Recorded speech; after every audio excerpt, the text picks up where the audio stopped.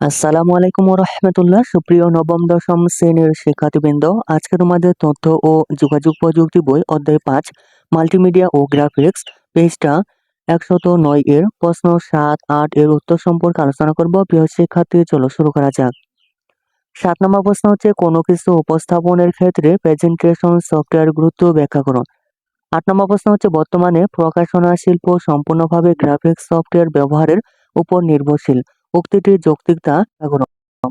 প্রিয় শিক্ষার্থী, প্রশ্নগুলো উত্তর তোমাদের দেখাচ্ছি, তা তোমরা দেখে নিতে পারো। চলো শুরু করা যাক। নবম-১০ম শ্রেণী তথ্য ও যোগাযোগ প্রযুক্তি বই অধ্যায় ৫ মাল্টিমিডিয়া ও গ্রাফিক্স পৃষ্ঠা ১০৯ পর্ব ২। ৭, ৮ নং প্রশ্নের উত্তর। প্রশ্ন ৭, কোনো কিছু উপস্থাপনের ক্ষেত্রে প্রেজেন্টেশন সফটওয়্যারের গুরুত্ব ব্যাখ্যা করো। ৭ নং প্রশ্নের উত্তর হচ্ছে, বর্তমান সময় হচ্ছে তথ্য বিনিময় এবং তথ্যের প্রবাহ অবারিত করে মানবতার কল্যাণ নিশ্চিত করার যুগ। এখন জাতীয় এবং আন্তর্জাতিক পর্যায়ের গবেষক, শিক্ষাবিদ, সমাজকর্মী এবং পেশাজীবীদের মধ্যে তথ্য বিনিময় বা তথ্য আদান-প্রদানের প্রয়োজনীয়তা সর্বাধিক গুরুত্ব লাভ করেছে। সকল প্রকার তথ্যের ভান্ডার সকলের জন্য সহজলভ্য করার উদ্দেশ্যে প্রতিনিয়ত সভা, সেমিনার, সিম্পোজিয়াম, কর্মশালা ইত্যাদির আয়োজন করা হচ্ছে।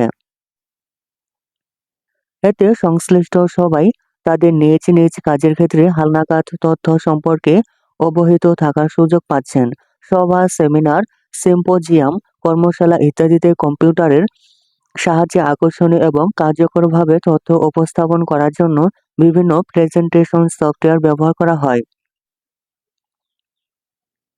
প্রেজেন্টেশন সফটওয়্যারের সাহায্যে লেখা, ছবি, অডিও, ভিডিও, গ্রাফ ইত্যাদির সমন্বয়ে আকর্ষণীয়ভাবে ইত্যাদি উপস্থাপন করা যায়।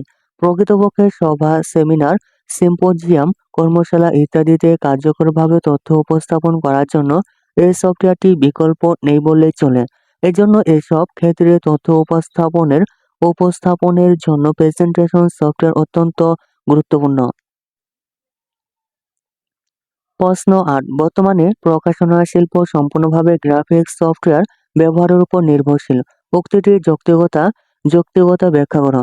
৮ নং প্রশ্নের উত্তর হচ্ছে, আমাদের দেশের বর্তমান প্রকাশনা শিল্প সম্পূর্ণভাবে গ্রাফিক্স সফটওয়্যার ব্যবহারের উপর নির্ভরশীল।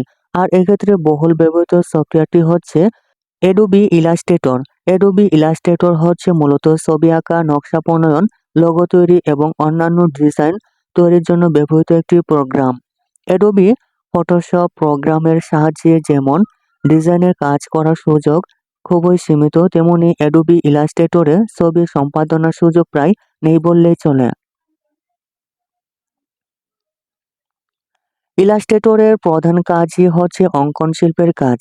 আমাদের দেশে গল্প, কবিতা, উপন্যাস, প্রবন্ধ ইত্যাদি প্রকাশনার প্রচ্ছদ তৈরি করার জন্য শিল্পীরা এখন রং তুলির ব্যবহার ছেড়ে দিয়েছেন বললেই চলে। অ্যাডোবি ইলাস্ট্রেটর ব্যবহার করেই এখন তারা প্রচ্ছদ তৈরির কাজ করে থাকেন।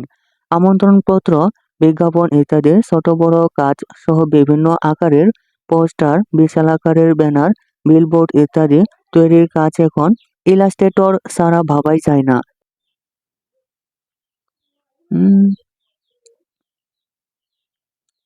কম্পিউটার ব্যবহার করে ডিজাইনের কাজ করার জন্য আরও অনেক প্রোগ্রাম রয়েছে, কিন্তু কাজের সুবিধা এবং বৈচিত্র্যের জন্য ইলাস্ট্রেটরের চাহিদা বেশি। এসব কারণে ইলাস্ট্রেটর প্রোগ্রামটি বর্তমানে বিশ্বব্যাপী জনপ্রিয়। ইলাস্ট্রেটর প্রোগ্রামে ইংরেজি ও বাংলা লেখালেখির জন্য কিবোর্ড ব্যবহার করা ছাড়াও শিল্পী তুলি দিয়ে লেখার মতো করেও লেখালেখির কাজ করা যায়। লেখার পরে অক্ষর বা অক্ষরসমূহের আকার ও আকৃতি যেভাবে ইচ্ছা বা প্রয়োজন সেভাবে পরিবর্তন করা যায়। এসব নানা রকম সুবিধার কারণে বলা যায় বর্তমানে প্রকাশনা শিল্প সম্পূর্ণভাবে গ্রাফিক্স সফটওয়্যার ব্যবহারের উপর নির্ভরশীল। এই উক্তিটি যথার্থ এবং বাস্তবসম্মত।